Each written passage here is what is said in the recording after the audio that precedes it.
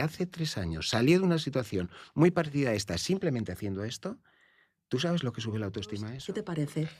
Bueno, esto es complejísimo. Es lo que dicen abrir un melón, Esto es el tema de medicación. abrir un melonazo. Tiene que ver con lo que hemos estudiado, con cómo era nuestra madre, nuestro padre, nuestro hermano, con quién fue nuestro primer amigo, si tuvimos un aprendizaje vicario en una situación difícil en casa. Pues, usted no me dijo qué diagnóstico tenía. Bueno, pensé que no te iba a ayudar. Y dice, pues me hubiera ayudado. Bueno, pues ahora ya lo sabes y te ha ayudado mucho. La mayoría de las veces el tipo de terapia es una terapia que ellos llaman profunda, pero que desde mi punto de vista pues es errónea, porque nosotros buscamos mucho la eficiencia. Es decir, una persona está sufriendo. Si tú puedes conseguir que no sufra en 2 sesiones, es mucho mejor que no sufra en 2 años. No se necesitan cambios profundos, sino que un cambio sencillo puede generar cambios profundos. Vale. Tú imagínate que va una persona a la que tiene solo 7 minutos. Claro. Se te echa a llorar. No hay forma de parar. No hay forma de parar. Porque hace 25 o más años que no viene un visitador médico a mi consulta, por principio. Y que recetó genéricos por principio. Porque es una situación de una muerte de tu hermano. Mira, o eso de estaba tu pensando. pareja. Un momento de duelo, en la cual te rompes porque totalmente. es inesperado, Claro. porque eres muy joven, porque tienes 2 niños Era pequeños. También qué impotencia, ¿no? No tiene que ser tampoco un papel nada fácil. Yo hace años escribí un libro para médicos de cabecera. ¿Por qué lo escribí? Porque me parecen los médicos más importantes que tenemos. Lo primero que preguntan nosotros es ¿qué quieres cambiar? Y muchos... El límite un poco entre tristeza o tristeza profunda y depresión. ¿Da igual menos pudor decir voy a un psicólogo que voy a un psiquiatra? Posiblemente de menos pudor. Tampoco importa todo tanto. Hombre, no vamos a ser trágicos de todos, vamos a llevar el mismo camino, pero es que es verdad. Hay es pocas decir, cosas realmente sustanciales. será más adecuado ir al psiquiatra o ir al psicólogo. Yo creo que ocurre esta duda.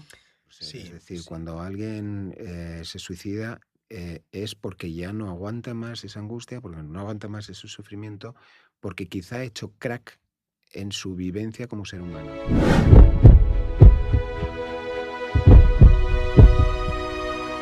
Hoy vamos a hablar de salud mental. Nos vamos a acercar de una manera muy necesaria, un poquito crítica, y lo vamos a hacer contigo, Luis Fernández. Bienvenido. Bien hallado. Luis, eres director de la UNED de Tudela, pero hoy vienes aquí como psiquiatra, como médico psiquiatra. Tienes además una larga experiencia, ahora justo lo estaba comentando contigo previamente, que llevas cantidad de años en consulta, en tu consulta. Desde el año 1989. Nos vamos a adentrar ahí, como digo, desde una mirada un poquito crítica, que quizás nos lleve a un replanteamiento de cuestiones que no las miramos de esta manera habitualmente, ¿no? ¿Qué nos dirías, Luis, de qué es realmente la salud mental? Porque quizás a veces la simplificamos, ¿no? O tenemos una idea. Si yo ahora te pregunto, Luis, ¿qué es realmente la salud mental? Podríamos estar hablando años de esto, ¿no? El concepto de salud mental ha variado mucho con el tiempo, tiene que ver con la situación social, es decir, salud mental tiene el concepto de otros sobre qué es el problema mental, a veces es ideológico. Pues pongo un ejemplo, ¿no? Tú me dices, ¿cuál es la mayor curación de la historia? Y tú se lo preguntas a la gente y dices, la penicilina, y pues parece que no. Las vacunas, la vacuna de Jenner. Bueno, pues resulta que la mayor curación de la historia consiguió que se curaran un 10% de las personas, curaran, lo digo entre comillas, de las personas del mundo, y se curaron en unas horas. Y eso fue la razón debida a unos psiquiatras que cuando deciden diagnosticar, lo hacen en un manual que entonces se llamaba DSM-3, ahora estamos en la revisión 5, y en ese momento se entendía que había que los enfermos mentales eran aquellos a los que les gustaba el mismo sexo. Se generó un grupo, entonces había presidentes en América conservadores, y se generó un grupo de presión hacia la persona que estaba tratando esa parte del DSM-3 y era una persona conservadora. Sin embargo, unos lobbies gays de Estados Unidos decidieron hacer presión a esta persona para que entendieran su realidad, ¿no? Le salió el tiro por la culata a aquella administración americana y deciden que aquello era, él lidera el quitar la etiqueta de enfermo a las personas gays. Por eso digo que es la mayor curación de la historia. Entonces, ahí hay una parte de sociología en la que está pero también una parte estadística. Imagínate una campana de Gauss, al final de esa campana de Gauss, la parte final, pues ahí tienes dices, bueno, pues los que están al final son anormales. Vale. Otra cuestión que puede marcar la salud mental es el sufrimiento. Es decir, yo puedo hacer cosas muy raras, pero si no tengo sufrimiento, o puedo hacer cosas muy raras para otros, no para mí, sino para otros, pero si no tengo sufrimiento, ¿eso por qué va a ser, no? O algo que recuerdo yo en el psiquiátrico de Pamplona y en un psiquiátrico de Palencia, que hice un verano, estuve ahí trabajando. Bueno, pues allí yo no veía que la gente sufriera mucho. Sí que hacían cosas muy raras, eso sí, pero no sufrían mucho. Entonces parece que tampoco el sufrimiento es lo que marca.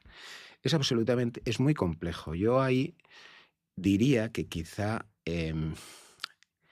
la intervención viene a demanda de quien la pide. No, nosotros tenemos que poner esa etiqueta. Eso hace que seamos, entre comillas, mucho más respetuosos con el que está al lado, uno, y dos, que las ideologías, pues pongo un ejemplo, ¿no? Franco tuvo un grupo de psiquiatras que lo que hacían en su momento era, pues a los locos, a los comunistas y a los masones se les metía a los locos, a los psiquiátricos y a los comunistas y masones en la cárcel. Y algunas personas que disentían del régimen también se les metía en la cárcel. Pero eso pasó con Franco, ha pasado con Stalin, ha pasado con Hitler, es decir, no tiene color esa represión, ¿no? Entonces, por eso yo creo que si hay que focalizarlo en algún sitio es alguien que pide ayuda a otro porque se encuentra mal, ¿no? Eso es la no salud mental. Salud mental... Un punto de vista muy interesante, porque en lugar, como bien acabas de decir, en lugar de etiquetar desde la medicina o desde la psiquiatría, te he entendido bien, a la demanda, lo que pide la persona desde, por ejemplo, el sufrimiento que pueda tener, la ayuda que pueda necesitar, es decir, individualizada. Eso, por supuesto. En lugar de etiquetar. Por supuesto que tiene que ser individualizado. Lo que pasa es que también es verdad que la psicología no, pero la psiquiatría también usa el hardware, no solamente el software. Estamos hablando ahora de software, pero si usamos el hardware, sí que es verdad que hay algunos problemas que tienen que ver, o hay debajo, un problema bioquímico. Y eso lo hemos demostrado. Incluso algunos tienen un problema genético.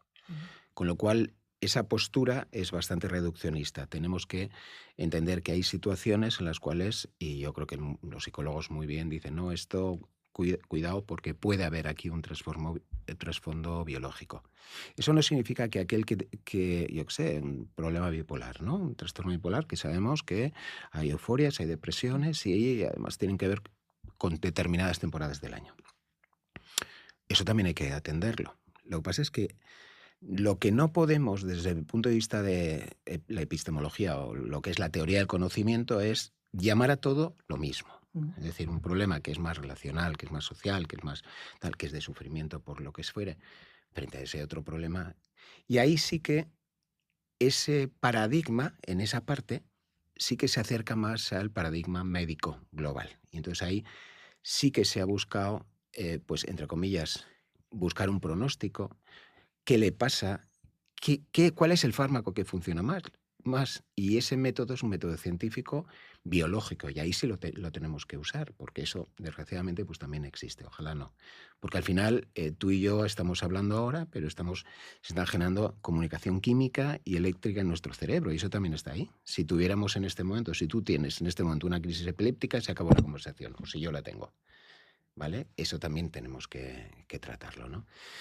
El problema es tratarlo adecuadamente y no generar en esa persona que tiene eso una especie de estigma por parte de los demás, como decías, de que el etiquetado marque e impida que te desarrolles, ¿no? A veces ocurre, ¿no?, que el diagnóstico conlleva un etiquetaje, es decir, se corre el riesgo de convertir, por así decirlo, a la persona, al paciente, en su diagnóstico. Bueno, yo creo que hay algunas ramas de la psiquiatría que sí lo hacen y desde mi punto de vista no es correcto. Primero porque la persona es mucho más que un diagnóstico. Tú dices, bueno, esta persona, MAPI, ¿eres MAPI o eres imagínate que tienes una diabetes, o eres una diabetes, ¿no? Eres mucho más que una diabetes. Bueno, pues aquí pasa un poco lo mismo, ¿no? Tú eres una persona mucho más que esto y tienes este problema, el que sea, ¿no? Si yo, en líneas generales, le pongo una etiqueta y lo trato como enfermedad, ¿qué haces tú ante una enfermedad? Vas al médico, te quedas así y dices, dígame cómo lo soluciono.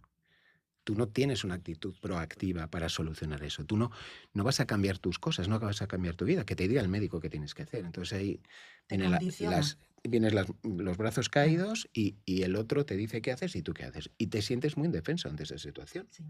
Sin embargo, si yo tengo parte de esa situación, si yo soy capaz de ir modificando mi vida, mis cosas, mis hábitos, mi tal, me siento muchísimo más libre, ¿no?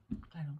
Es decir, que nos puede condicionar un diagnóstico hasta tal punto de dejarnos un poco paralizados, como sí. asumir, y más cuando hablamos de enfermedad, o sea, mental. ¿no?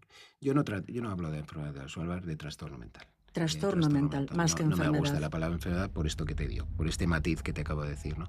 También es verdad que pasa, y por eso no hay que ser excesivamente rígidos en ese planteamiento, que pasa que hay personas que, imagínate, ¿no?, pues tienen una compulsión, tienen un problema así y se sienten culpables de tenerlo. A veces el hecho de decir, mira, a ti te pasa esto y les tranquiliza mucho. Entonces hay veces... También alivia. Claro. Empiezan a entender qué es lo que le pasa y quitan la culpa. Claro. Y no soy culpable y no tengo Entonces hay que ver en cada situación. A mí me ha pasado muchas veces. Pues usted no me dijo qué diagnóstico tenía.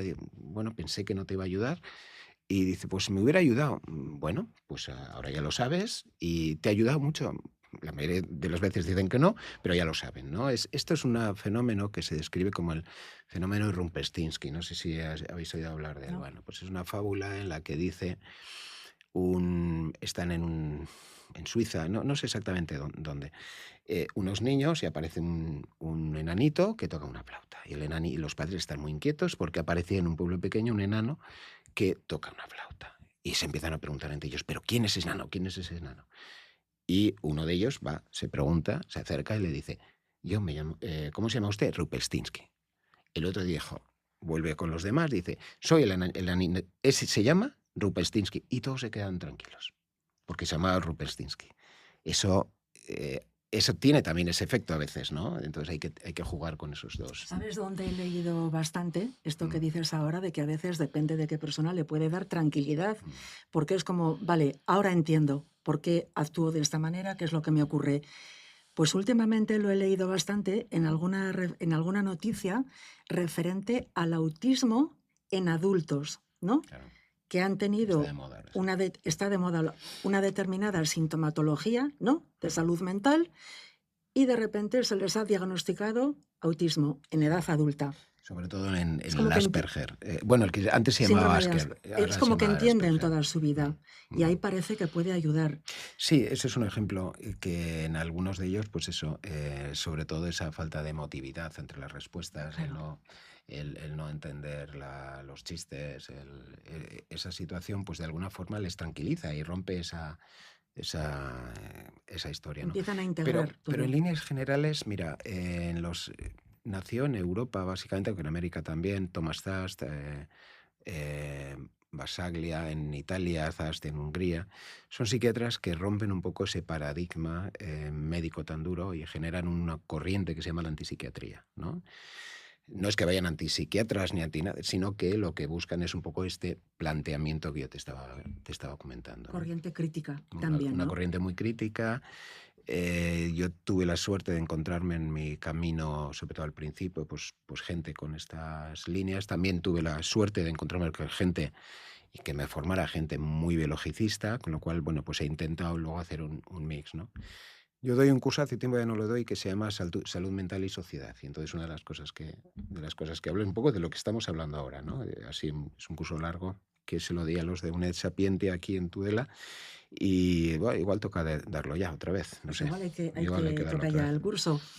Has mencionado hace un momento a la psicología, a los psicólogos. Mira, lo que has dicho también de que tú lo denominas trastorno mental, no enfermedad mental, me ha recordado a un psicólogo que pasó por aquí, Javier, que él dice, Javier, es que él, Tamparillas, es que él ejerce en Zaragoza. No lo conozco.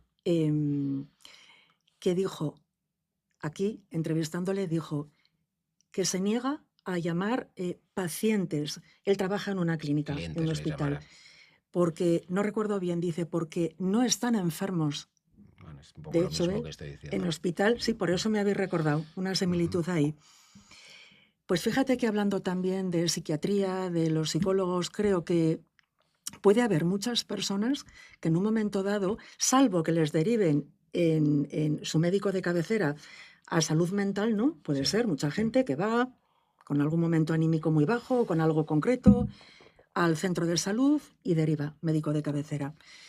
Pero puede haber también gente en un momento emocional anímico bajo que se plantee, voy a pedir cita en un especialista, necesito una atención profesional y una duda de, en mi caso, ¿será más adecuado ir al psiquiatra o ir al psicólogo? Yo creo que ocurre esta duda. Sí. A ver, yo creo que depende mucho también de a quién vas, ¿no? De nuevo individualizamos. Individualizamos la persona con el problema, pero individualizamos también al psiquiatra, ¿no? El problema de la psiquiatría y de la psicología es que son ciencias blandas, son ciencias que no tienen que ver con la física o con las matemáticas, son ciencias exactas en las que tú tienes una causa y un efecto que se repite continuamente. En psicología y en psiquiatría el número de variables se dispara. Nuestra construcción de la realidad tiene que ver con lo que hemos estudiado, con cómo era nuestra madre, nuestro padre, nuestro hermano, con quién fue nuestro primer amigo, si tuvimos un aprendizaje vicario en una situación difícil en casa, si no tuvimos. Entonces, son tantas. Y luego ya otras variables de biológicas, clínicas, sociales. Depende mucho de si tú estás en la Rusia de Putin o si estás en, iba a decir, la América de Trump, pues fíjate, o. Depende muchísimo de dónde estés y de cómo. Todo eso condiciona. Entonces, lo mismo pasa, respondiendo a tu pregunta, con el psicólogo o el psiquiatra. Depende de cómo esté formado el psicólogo o el psiquiatra, ¿no? Te voy a poner un ejemplo, soy muy crítico, además también he hablado de esto en público alguna vez. Yo creo que todos sabemos que durante el siglo XX, del segundo cuarto del siglo XX hasta prácticamente ahora, el psicoanálisis ha sido absolutamente un beneplácito de mucha gente y tal. Freud, Jung, Adler, todos. Siguen teniendo muchísima influencia, se les menciona continuamente. Sí, pero voy a seguir. Entonces, ¿qué es lo que pasó con...? Yo siempre digo que a Freud, cuando se hicieron intentos de darle el Nobel de Medicina, que no le dieron, sí le dieron a Cajal, pero no a él, no tuvo ningún apoyo. Yo le hubiera apoyado como premio Nobel de literatura, pero no de medicina. ¿De literatura? ¿Por qué de literatura? Él establece un relato en el que, bueno, pues rompe muchas de las rigideces victorianas, especialmente en aspectos sexuales, habla del inconsciente. Pero todo eso, y eso es a lo que voy, la psicología científica un siglo después ha demostrado que lo que era la parte terapéutica de eso no funcionaba, no tenía unas bases. Las bases que él propone no funcionan. Y hemos estado un siglo con Freud para arriba y Freud para abajo. Y aún siguen en sitios como Argentina o en Manhattan. Aún Woody Allen, ahí está. ¿Qué quiero decir con eso? Que va a depender. Si tú vas en psicoanalista, pues a lo mejor te pegas 5 años en tratamiento porque su tipo de terapia es una terapia que ellos llaman profunda, pero que desde mi punto de vista pues es errónea porque nosotros buscamos mucho la eficiencia. Es decir, una persona está sufriendo. Si tú puedes conseguir que no sufra en 2 sesiones, Es mucho mejor que no sufra en 2 años. Es como lo que se denomina terapia rápida o terapia algo breve, terapia breve. Yo hago terapia breve, sí. Sí, porque no se necesitan cambios profundos, sino que un cambio sencillo puede generar cambios profundos, ¿vale? Y eso sí que, claro, yo elijo esa terapia, por suerte, porque conocí personas adecuadas desde el punto de vista, porque a mí me parece una terapia inteligente, porque es rápida en la ejecución de las cosas y porque tiene fundamentos científicos. Es decir, se comprueba si lo que se hace sirve, si lo que se hace no se sirve. Esta nace en Palo Alto, en California. Se llama terapia familiar breve. Entonces, depende, pues si tienes un... No tiene, depende mucho, porque hay gente que a lo mejor se siente bien tumbada en un diván y soltando su relato, ¿no? Y le sobra el dinero y ahí está 2 años. Bueno, pues, oye, cada uno que haga lo que quiera, pero va a ser muy distinto el enfoque que va a tener ese, sea psicólogo o psiquiatra, que yo sea psicólogo o psiquiatra o que una psicóloga. En estos momentos las terapias predominantes, bueno, ya hay terapias de tercera generación, pero pues es la cognitiva, que habréis oído hablar, la cognitivo-conductual, sí tiene una base científica. Desde mi punto de vista, pues hay algunas cosas modificables, igual que el tipo de terapia que hago yo, ¿eh? Hay muchas cosas modificables y mejorables, pero la respuesta ya ves que no es única, sino va a depender mucho de muchas cosas. Lo que dices, Luis, que también me parece muy interesante, de terapia breve. A la vez, hace un momento has mencionado también de dónde viene la persona, es decir, contexto, familiar, circunstancias, aprendizaje, tipo de infancia, tipo de vínculo entre los padres, con los padres, hermanos, etcétera. Eso influye muchísimo, ¿no? Todo. Te lo digo porque, claro, vuelvo a Javier, también vino alguna vez hablando con él, dice, es que hay especialistas que igual indagan mucho tiempo en la historia familiar, pero llega un momento que hasta cierto punto ya está pasado, hay que enfocar en el presente. Yo creo que es lo que tú dices que aplicas, tu línea de trabajo va ahí, ¿no? Mira, es decir, le das importancia porque la tiene, marca muchísimo la infancia, el pasado, etcétera, pero llega un momento que tu opción profesional, digamos ahí, con la persona es la función, es lo que funciona y en lo que se ha demostrado que funciona. Directamente. Si lo otro fuera más importante, vamos a ver, yo juego con 2 aspectos. Una, lo que es la teoría del cambio, cómo se generan los cambios, que eso es muy importante, y otra es el constructivismo. El constructivismo es una teoría filosófica que dice que la construcción de las realidades de primer orden, que son las físicas, esas sí son inmutables. Es decir, si viene un camión, por favor, apártate, mejor para ti, porque vas a acabar. Pero las de segundo orden, las que tú y yo construimos, la que están pasando ahora, tú ahora me estás... El recuerdo de hoy, para ti y para mí va a ser distinto. Mi recuerdo de hoy va a ser verte a ti. Tu recuerdo de hoy va a ser verme a mí. Claro. Tú estás pensando cómo entrevistarme y yo estoy pensando cómo responderte, ¿no? Entonces, esa parte de construcción es muy importante, que yo me meta en la construcción de la realidad de esa persona. Si yo no hago esa empatía, no me meto en cómo está construyendo la realidad, difícil voy a ver qué aspectos él ha utilizado en otros momentos para salir de situaciones así. Y es importantísimo. Simplemente que él se dé cuenta que hace 3 años salió de una situación muy parecida a esta simplemente haciendo esto. ¿Tú sabes lo que sube la autoestima a eso? Porque dices, que no tengo que cambiar mucho. Resulta que eso lo utilicé ya. Qué bueno. ¿Qué solución tengo? Entonces, es mucho más efectivo eso que le estemos dando vueltas, que si el padre, que si la madre, que si no sé qué. Entonces, hay una cuestión ética aquí, que es el tiempo de respuesta, por eso la terapia breve, y hay una cuestión empática de realidad, ¿no? Y luego hay cambios, sí que dentro de lo que hago, yo estoy casado con una psicóloga y tengo una hija psicóloga, pues, y hacemos los 3 un poco este tipo de tratamiento y hemos formado un poco la gente aquí de Tudela en eso. El planteamiento es entender por qué los cambios, por qué se genera un problema. Es decir, qué es lo que está atascando la solución de un problema determinado. Y cómo, si nosotros ayudamos a cambiar eso, hay cambios que son inestables. ¿Por qué? Por ejemplo, entre una pareja, imagínate que vienen los dos, él se queja de ella y generas una solución que a él le viene muy bien y a ella le va mal. Ese cambio es inestable. Ese cambio no va a durar. Los dos tienen que sentir que ganan algo en ese cambio. Haces también terapia de pareja, claro. Sí, bueno, Y en ese, pongo ese ejemplo, pero imagínate en cualquier otra cosa, en alguien que tiene un problema de bullying en clase, lo que sea, ¿no? Ese cambio, si ese cambio tú tienes la sensación, o los dos tienen la sensación de que ganan, ese cambio se mantiene.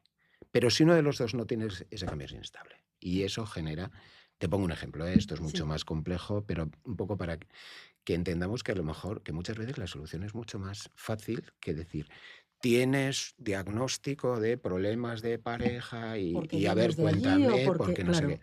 No, claro. se trata de eficiencia, Y ¿no? cuando dices cómo la persona construye la realidad, ¿a qué te refieres exactamente? ¿A esto? ¿Cómo construye la realidad? Quiere decir,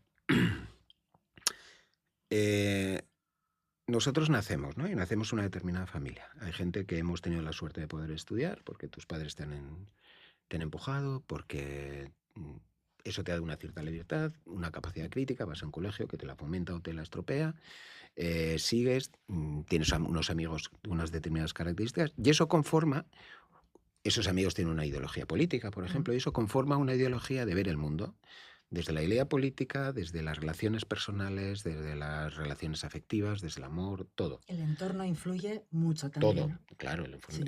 Entonces tú a partir de ahí construyes tu realidad y haces una respuesta a la vida de una determinada forma.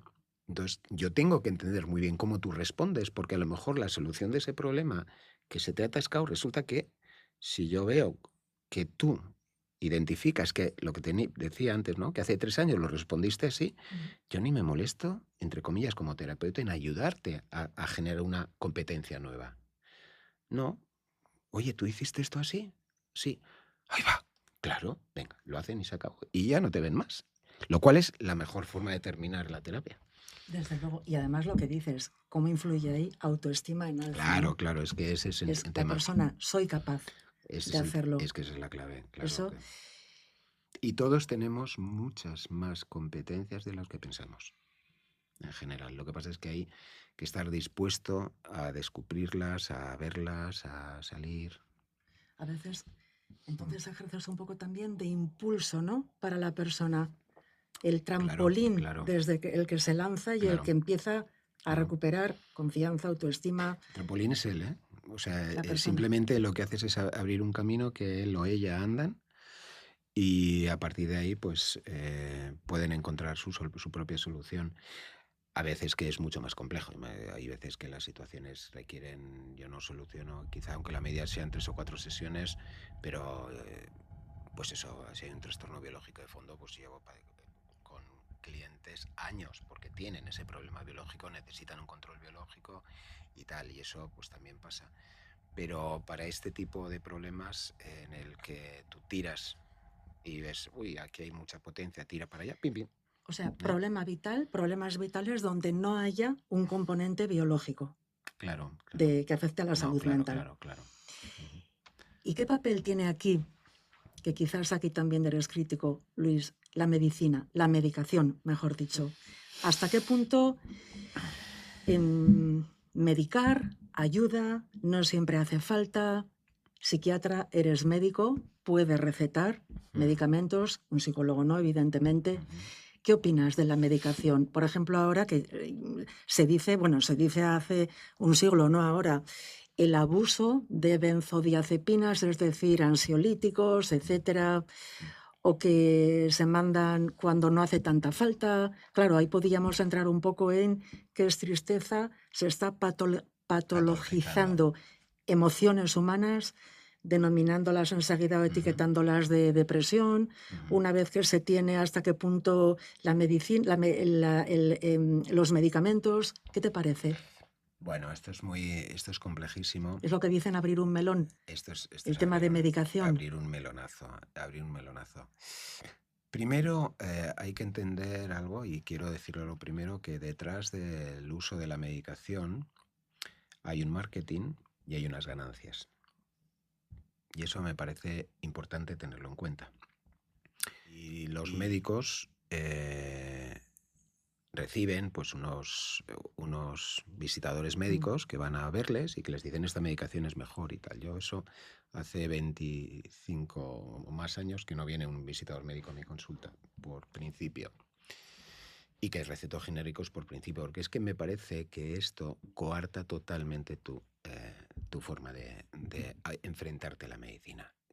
En la parte médica, no hablo en la parte más de terapia, sino en la parte médica. Eso sería lo primero a tener en cuenta. Lo segundo, ¿cuándo realmente se necesita medicación o no? ¿Quién dictamina eso? ¿Lo dictamina el paciente? Porque ahora, si hablamos de medicación, entonces ya les llamamos pacientes, desgraciadamente. Claro. Claro. Estoy diciéndolo irónicamente. Desde el momento que te están medicando, ya me entiendes, ya paramos. Con lo cual, estás enfermo. Ya, a mí ya no me gusta. Es decir, intento poner la menor cantidad de medicación posible por ese papel de decir, oye, si yo te doy una medicación, te enseño a que la solución de este problema es tomar esta medicación. Pues entonces estoy cronificando. Cronificando. A ver, si yo doy una medicación y no ayudo a que se dé una solución, ese problema va a seguir porque no hay una solución, simplemente se ha dormido ese problema o se ha bajado el nivel de ansiedad. La pastilla, estoy mejor, no necesito solucionarlo. Con lo cual, si tú consigues convencer a esa persona que la solución va por otro lado, va por modificar lo que sea, podemos hablar de 5.000 cosas, tenemos una solución mejor al problema. Pero por otro lado, sí que es verdad que hay veces que hay situaciones en las que la angustia es tan intensa que bloquea cualquier tipo de intervención terapéutica e incluso de solución personal. Entonces tampoco hay que ser, iba a utilizar la palabra nazi, tampoco hay que ser nazi en el sentido de tener una solución clara. Es decir, bueno, pues hay veces, oye, pues mira, durante unos días tomamos una pastilla, bajas el nivel de ansiedad, nos volvemos a ver y vamos a ver cómo afrontamos, porque tú ya has recuperado esa capacidad de procesamiento, entonces no es una postura tan fácil. Va a depender de cada caso, cada momento, cada complicado, ¿no? Establecer el límite de dónde difícil. Sí, o complejo. pero tiene que ser un límite pactado. Es decir, no tiene que ser un límite en el que de forma paternalista, desde mi punto de vista muy equivocada, el psiquiatra le diga tú tienes que tomar esto o tienes que dejar de tomar. No. Si la persona lo entiende, tenemos una posibilidad mucho mejor de que primero lo tome, después se lo quite y después él mismo o ella misma pueda solucionarlo. Lo consensúas con el paciente, lo dialogas bien, el hecho de empezar a tomar ya determinada medicación. Tiene que entender por qué. Es que si no entiende por qué... y los riesgos, me imagino. Claro, los riesgos. La balanza. Claro, es que tiene que entenderlo. Si no, ¿quién soy yo para...? Me explico. Porque claro, y lo que dices de un nivel de angustia o de ansiedad, angustia o ansiedad, muy alto, llega un momento efectivamente que la mente se bloquea y la persona no está operativa o funcional porque tiene un nivel... Eso es un ejemplo, pero puede ocurrir, claro que ocurre. Claro que ocurre y en esos momentos pues a lo mejor es mejor decir, oye, vamos a bajar, bajamos el nivel, vamos a ver cómo hacemos, cómo tal. O simplemente te pongo un ejemplo, ¿no? Pues una situación de una muerte de tu hermano o de tu pareja. Un momento de duelo. En la cual te rompes porque es inesperado, porque eres muy joven, porque tienes 2 niños pequeños y porque ¿cómo vas a hacer esta vida? Y porque es algo tal, ¿no? Pues a veces ahí, por mucho que tú intentes, por muchos recursos que tentas, el golpe es tan grande que esos días a lo mejor, o unos días, o un tiempo, no, eso ya habrá que verlo, ¿no? Si necesitas ese apoyo, ayuda, ¿no? Claro. Si necesitas ese apoyo. Al final, bueno, pues los medicamentos lógicamente ayudan, ¿no? Claro. Aunque tengan un riesgo de adicción, de, como dices, de cronificar, porque estás recurriendo al medicamento, pero igual es la forma de salir del atasco un poco, ¿no? Sí, por eso no hay que demonizar tampoco, pero el problema es si se usan en exceso y si se usan como solución final. ¿Crees que se utilizan en general en exceso? Yo creo que ahora hay mucho. Mira, es muy sencillo. Los que más medicamentos de salud mental utilizan no son los psiquiatras, ni de lejos. Son los médicos de cabecera. Médicos de cabecera. Pero tú imagínate que va una persona a la que tiene solo 7 minutos. Claro. Se te echa a llorar. No hay forma de parar. No hay forma de parar, porque se te echa horas, no tiene o no puede ir a un psiquiatra, o tardan mucho en darle hora para salud mental. La salud O la que mental sea. pública te citan una vez cada cuánto, dicen cada 4 o 5 meses, funciona como funciona, y la persona... Entonces, mientras tanto, ¿qué haces? Claro. Y entonces, claro, ¿cuál es la respuesta que un médico de cabecera tiene en ese momento? Pues una pastilla que disminuya esa angustia, o un antidepresivo que mejore. Y normalmente los médicos de cabecera están bastante bien formados en aquellas cosas básicas, ¿no? Luego ya como todo en los especialistas, ¿no? Pero en las cosas básicas está bien. Pero tienen solo 7 minutos para solucionar esto. O como mucho se derivan a lo que llaman ellos programada, en el que pueden utilizar a lo mejor 20 minutos. Bueno, pues 20 minutos en un problema que yo cada consulta que hago es 1 hora, y siendo especialista, pues que estás más acostumbrado, pues es muy poco tiempo. Y entonces, bueno, pues esa solución pues es un mal menor, lógicamente. Y la presión que decimos, ¿no? Médico a cabecera con la mejor intención, venga, te voy a derivar a salud mental, te va a ver el psiquiatra del centro de salud o tal, pero claro, te va a citar de aquí a 4 meses, claro. Imaginemos, como bien dices, la persona que está allí hecha polvo, llorando, crisis de angustia, y el médico de cabecera también, qué impotencia, ¿no? No tiene que ser tampoco un papel nada fácil. Yo siempre digo que yo hace años escribí un libro para médicos de cabecera, un libro grande, una especie de mini manual, hablo hace muchos años. ¿Por qué lo escribí? Porque me parecen los médicos más importantes que tenemos. Y dices, no, pero en un cirujano, un anestesista, que es muy... El anestesista es un médico poco valorado y es muy importante. Tuve aquí a un anestesista que me pareció maravillosa la entrevista, muy importante. No se les conoce bien. No se les conoce bien. Recomiendo mucho verlo. Sí. Y luego lo mismo con lo que te digo, ¿no? Pero los médicos de cabecera son médicos en donde todo empieza. Si esa relación... y solucionan muchísimos problemas, pero de salud mental, de casi todo. Es que ven de todo. Es entonces, la base, ¿no? Es por donde tú entras. Claro. Si hay una primera intervención buena, Puerta a lo mejor de ya entrada. no va, a lo mejor ya no sigue, porque se corta muy pronto, ¿no? Entonces, por eso son tan importantes. Pero tienen esta limitación temporal, ¿no? Y les condiciona un montón. Claro. Hablando un poco del episodio de la charla nuestra de hoy, me dijiste una frase que me llamó mucho la atención, que es el riesgo, desde tu posición a veces crítica, ¿no? Digamos, el riesgo de que una persona acuda a la consulta de psiquiatría con un problema y salga con 2. Con 2. Bueno, de psiquiatría, o de medicina, o de abogados, o de lo También que, puede ser. O de lo También. que sea, ¿no? A ver, cuando alguien va... Hombre, mira, en psiquiatría sí es verdad que el grado de sufrimiento es mayor. La persona que acude a psiquiatría... El dolor es algo pues muy duro de sujetar, sobre todo los dolores de alto nivel, pero dolor físico. El dolor físico. Pero el dolor moral, la angustia, la ansiedad, que hacen que puedas acabar quitándote la vida porque no puedes seguir, es muy alto, es mayor que el otro lado. No hay comparación entre la gente que se suicida por un problema de angustia o de tal, en aquellos que lo hacen por dolor. Es que no hay comparación.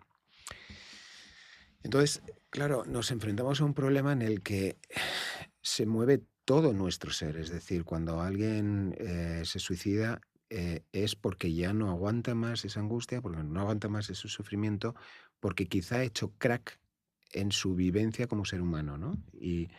Y a partir de hacer crack en esa vivencia como ser humano, dices, ¿y cómo sigo viviendo yo, no? Y prefiere no vivir que vivir, aunque no se dé cuenta de la reacción en cadena que se supone que le va a pasar a su mujer cuando lo haya hecho, a su pareja, a su hijo, a su hija o lo que sea. Creo que ese sufrimiento es el que me parece más importante atajar.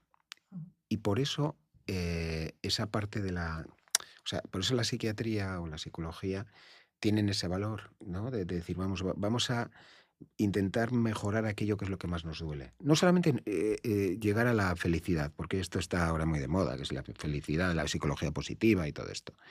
Frases típicas de redes sociales. Sí.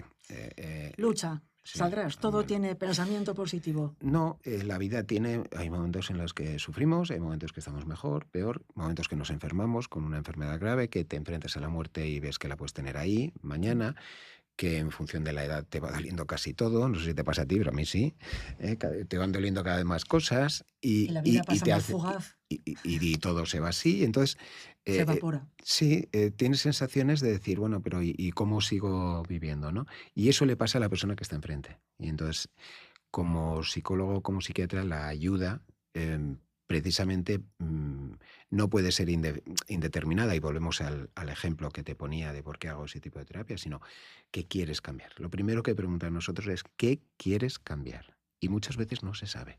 Muchas veces esa angustia es indefinida y no sabes qué quieres cambiar. Bueno, pues ahí, la primera labor ahí, si no, es conseguir que entre él y nosotros pues consiga dar la vuelta a ese cambio, ¿no? O sea, a ese objetivo. ¿Qué objetivo? En esta especie de mantras, ¿no? De frases mucho, ¿cómo se llama? Mr. Wonderful, que dicen de redes sociales, sí. Que quedan preciosas en una pantalla o en una carpeta, pero que yo creo que añaden una presión. Estaba pensando en una hora, ya te digo, todo lo de querer es poder, frases de ese tipo, yo creo que nos someten a una presión, ¿no? Terrible, y la comparación de vidas ajenas por redes sociales, y al final, ¿cómo percibes la salud mental colectiva como psiquiatra?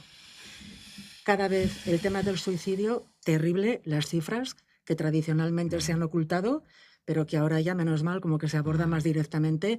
¿Cómo ves en general la salud mental colectiva? A ver, a mí hay una cosa que me preocupa de cara al futuro y es lo siguiente, y te lo voy a decir, es más una respuesta sociológica que una respuesta psiquiátrica, ¿no? Y es el hecho de, lo siguiente, si tú miras a lo largo de la historia, ves que ha habido movimientos sociales desde... Empezamos en los griegos, bueno, o los egipcios, los griegos con el nacimiento de la filosofía, romanos, el derecho, etcétera, y ves que cada civilización ha tenido como un entronque de valor, ¿no? Ha habido unos valores. Luego aparece el cristianismo, los valores cristianos, luego aparece, ya no sé, te pongo por ejemplo el marxismo, los valores marxistas, y siempre ha habido valor contra valor, y bueno, yo creo que Engels tenía un poquito razón en el sentido del crecimiento histórico a nivel dialéctico, ¿no? Tesis, antítesis, síntesis, tesis. Sin embargo, estamos en una situación en la que, no sé si por las redes sociales, por que desaparece el valor, sobre todo en Europa, de la civilización judio-cristiana, que aunque esos valores cristianos se unen mucho con los marxistas, me parece la teología de la liberación, bueno, pues había religión para derechas y para izquierdas, ¿no? Desaparece, en este momento desaparece, pero no hay un contravalor. No hay ahora valores que digan, mira, pues en los jóvenes el valor es este. Entonces esa especie de liquidez en la carencia de valor, así habla, por ejemplo, Zygmunt Bauman, si no lo conocéis, es sobre la sociedad líquida, el amor líquido, esa especie de situación en el mundo en el que al no haber valor, tú te puede convencer una frase, como tú decías, ¿no? O te puede convencer un extremista. Y por eso estamos en estas situaciones de extremos, de un lado y de otro, me da igual. Entonces, ¿por qué no hay un entronque de valor? ¿Por qué no ha habido un pensamiento profundo? Porque un tuit nos ha estropeado la vida.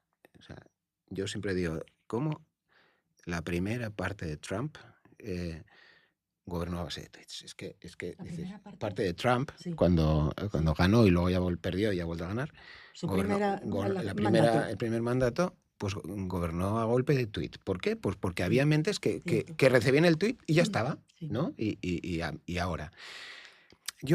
A mí lo que me preocupa es eso, ¿no? Es esa situación social, con lo cual, bueno, pues a veces pues estas frases que tú dices pues valen porque no hay mucho procesamiento debajo y tiene que haber ese procesamiento y hay que volver a los clásicos, hay que volver a leer, hay que volver a...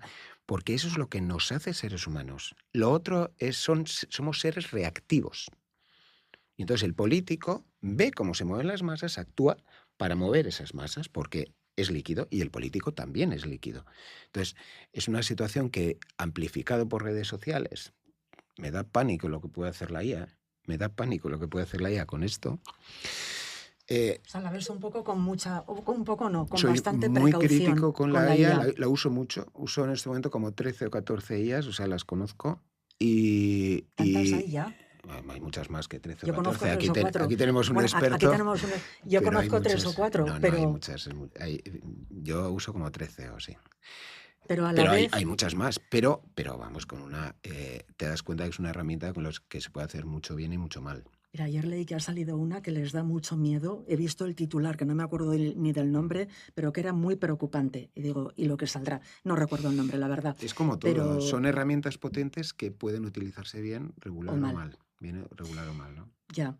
Entonces, ¿sabes? Yo veo la debilidad, respondiendo, y con esto termino tu pregunta, la debilidad que tiene la sociedad en el sentido de la liquidez, ¿no? Y llevo años diciendo esto. Esto es preocupante, sí. Efectivamente. No, de las frases típicas, ¿sabes cuál creo? A mí alguna vez me ha dejado un desasosiego. ¿Sabes cuál creo que, al menos a mí, me causa inquietud? La dichosa del proyecto de vida. Oye, pero es que hay que tener un proyecto de vida por narices. Yo a veces la veo y digo... Pues yo no estoy segura de cuál es mi proyecto vital, pero no proyecto se refiere ahí a laboral, no. No, proyecto no, perdón. ¿Qué sentido tiene propósito de vida? ¿Tu propósito? Tu propósito de vida, y a veces digo, vale, entonces, a ver, ¿cuál elijo como propósito de vida? Pues no lo veo claro. ¿Cuánto daño hace, no? ¿Hay que tener un propósito vital? A ver, habrá gente que le venga bien. Tener paz interior, vale, un poco en abstracto, ¿no? Sí. Tener... Esto es un poco la felicidad. Tener salud, tener paz interior. Eso es ser bastante feliz, ya que no es poco. Pero claro, tener un propósito vital. Pues este tipo de frases clichés que al final nos hacen un poco... Depende también de cómo tú eres, ¿no? Si tú necesitas... si te genera angustia no saber dónde vas. O sea, te pongo un ejemplo, ¿no? Tú vas con un coche... sales y hay gente que es capaz de coger el coche y ir según le lleve las cosas. Y un día duerme aquí, otro duerme allí y le da igual. Y según vaya viendo, ¿no? Se encuentra con una chica, se enamoran, se queda ahí un rato, luego tal. Y es una forma de vivir. Sí. Y ese pues va viviendo en función de... Sin embargo, hay gente que necesita tener todo estructurado. Y también y si no lo tiene estructurado... Y eso es cuando tú le dices un proyecto de vida. Sí, yo quiero esto, ¿no? Yo creo que hay que respetar y hay que respetar que si a ti no te va bien tener ese proyecto de vida y te agobia y te encoseta y te cierra y te genera inquietud y culpa, pues dices, ¿qué proyecto de vida? Pues, más que proyecto, vivir, ya te digo, propósito. Bien. Sí, pero el propósito tiene también muchas veces un proyecto, ¿no? Bueno, conlleva y puede ir fluctuando, depende de qué etapa, claro, qué edad, qué entorno, etcétera. Entonces, lo que te digo, ahí nos condicionan también las redes sociales. Pero eso también es una cuestión de que nosotros dejemos que nos condicionen. O sea, me explico. También. Yo creo que aquí de lo que se trata es que nosotros tengamos una respuesta a ese condicionamiento personal, pero esa respuesta la tenemos que que fundamentar en nuestras convicciones o nuestros valores, llámale como quieras, ¿eh? En nuestras convicciones de qué es lo que pensamos que queremos hacer, qué nos parece, entre comillas, bien y mal. No soy muy maniqueísta en este sentido, ¿eh? Pero sí que está bien, que está mal. Bueno, pues esto es un poco lo que...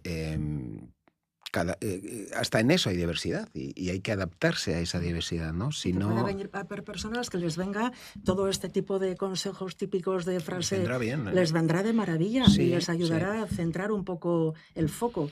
Sí. Yo utilizo mucho esto del foco, con amigas hablando, el foco en ti.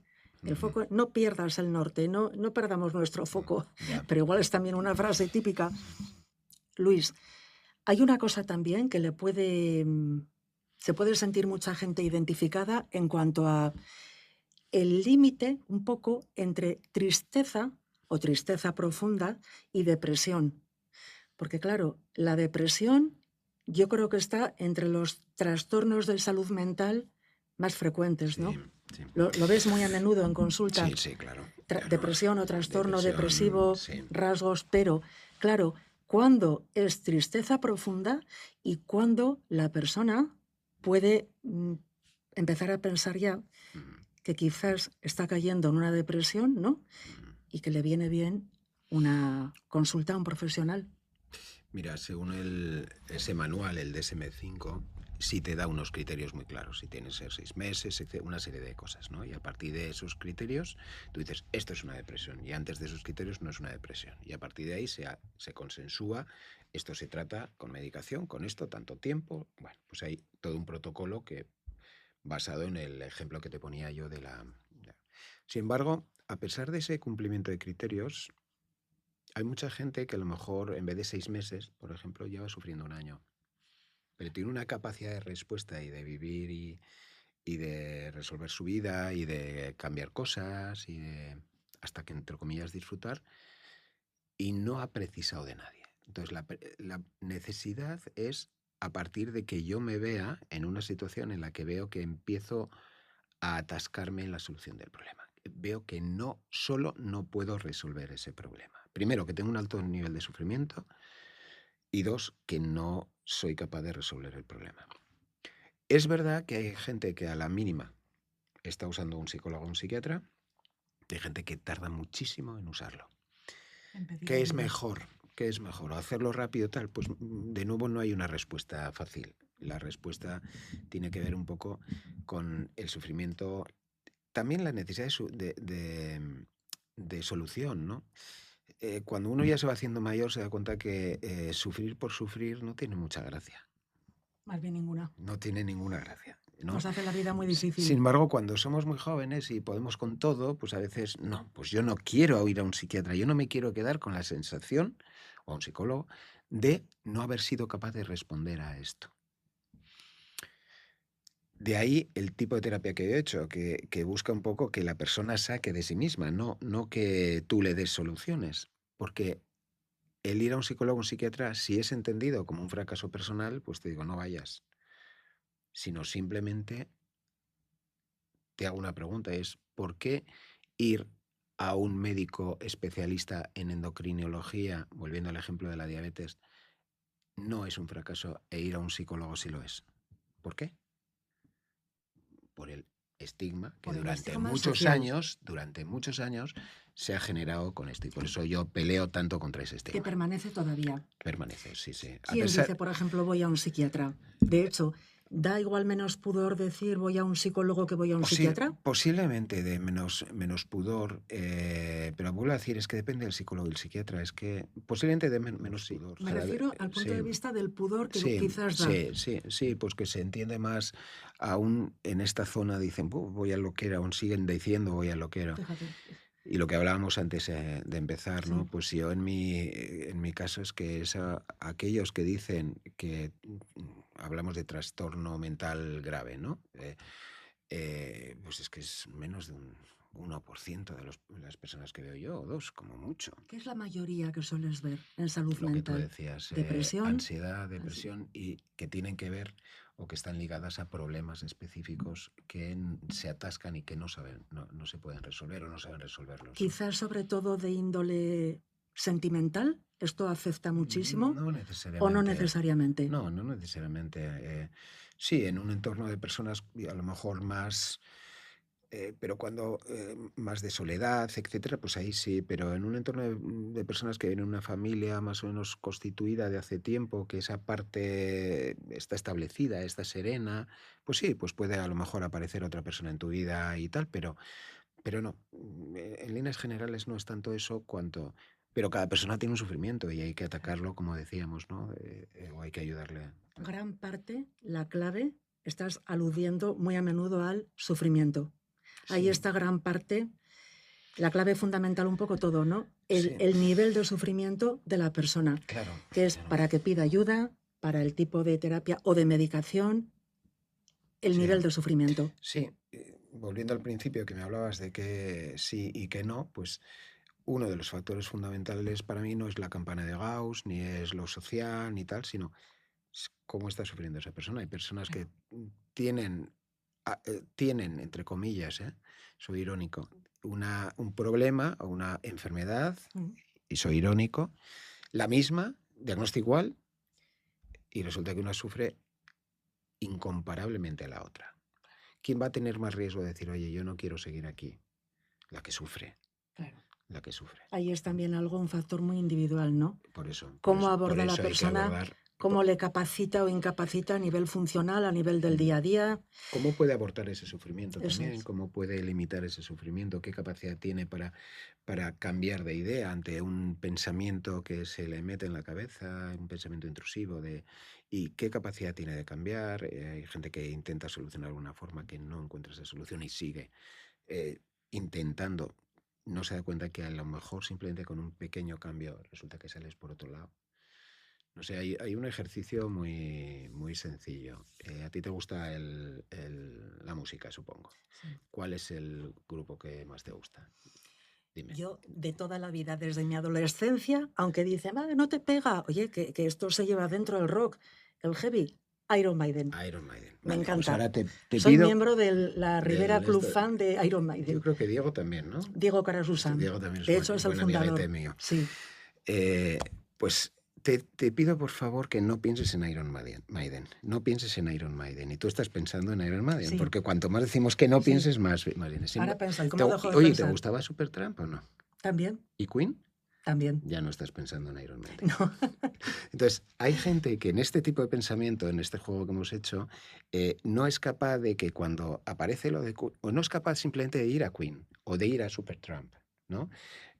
Eso, por ejemplo, es una de... en terapia intentamos que lo entiendan y hay gente que tiene una respuesta más fácil, otra que menos. También es verdad que se han asociado algunos problemas cerebrales a ese pensamiento intrusivo.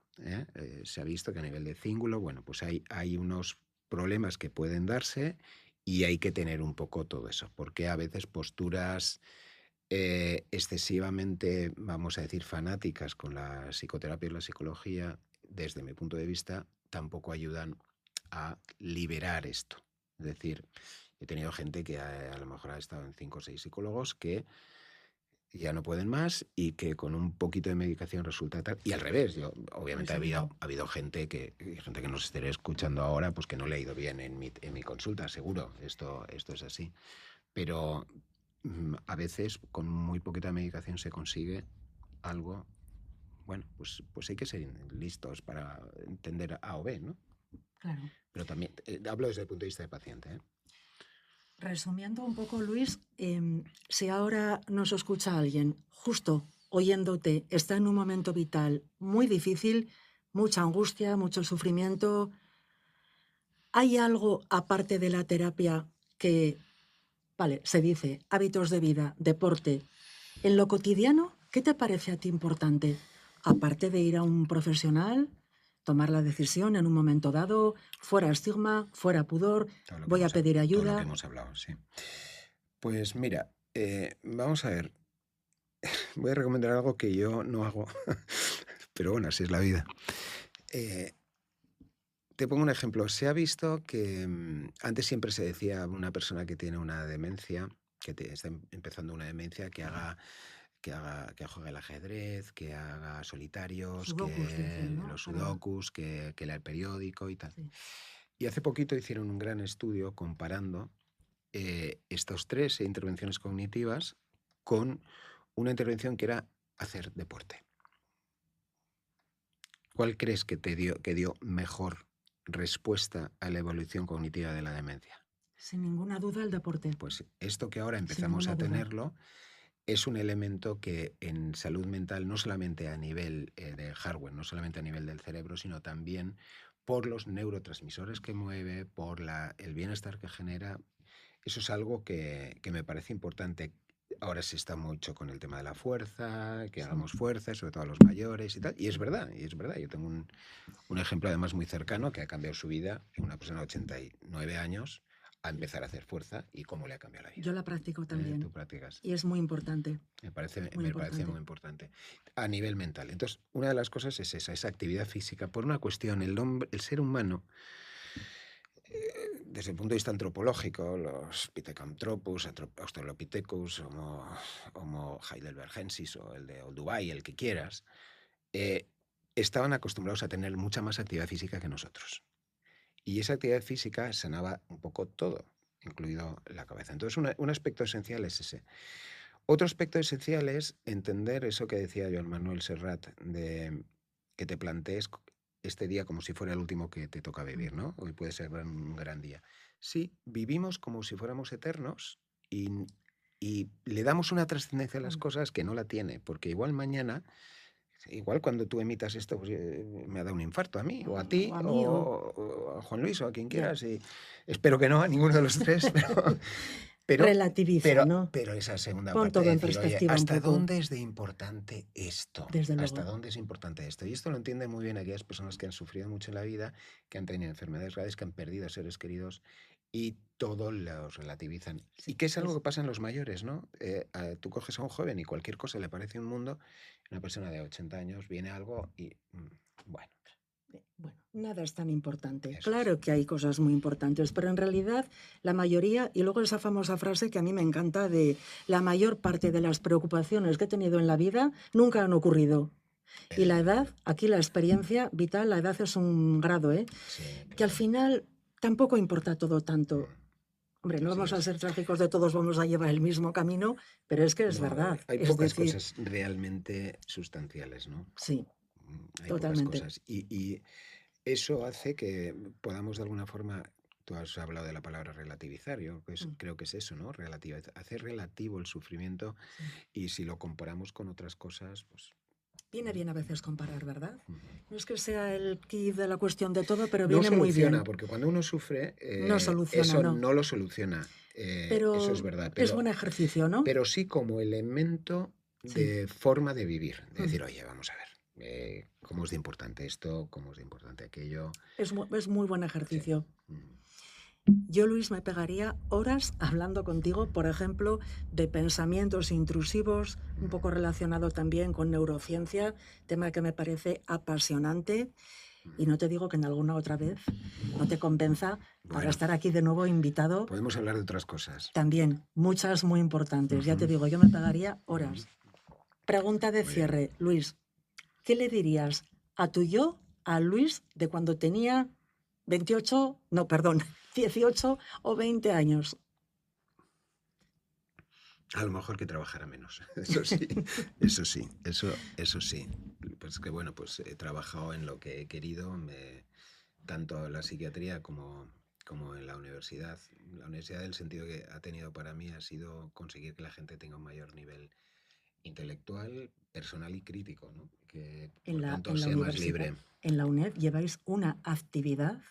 Yo sigo diariamente en redes sociales, concretamente en Instagram, incesante. Te veo continuamente, pues presentando las conferencias, las charlas, los cursos. No, pero ahí no soy yo, es un equipo de gente que... Pero tú estás ahí también, bueno, que te veo ahí al pie de... Me toca esto, pero detrás hay mucho trabajo de mucha gente, y además gente que le gusta hacer el trabajo, que... Bueno, yo creo que Juan Luis también los conoce, ¿no? Le ha tocado dar cursos en...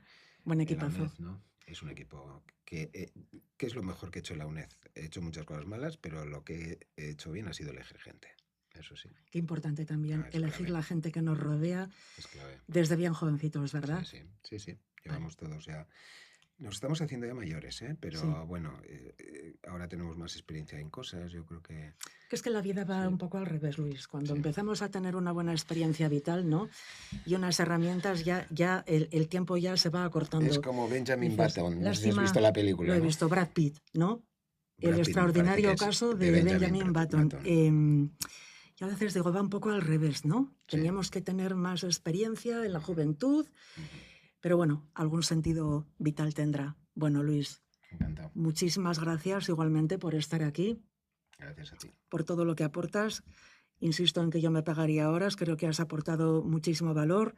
A mí me ha llegado mucho esto que dices de en un atasco vital, emocional o lo que sea, ¿quién no hemos tenido alguno, no? ¿Has sido capaz de resolverlo alguna vez? Me parece buenísima forma de enfocarlo, el tema. Gracias por estar aquí. Gracias a ti y gracias por entre latidos, ¿no? Entre latidos por hacer esto, porque yo sabía que hacías cosas y como me llamaste, he escuchado alguno y la verdad es que se disfruta. Escuché uno de Diego, con Diego Ramírez. Sí. Estuvo el último, no, el penúltimo, hace muy poquito. Muy bien. Gracias.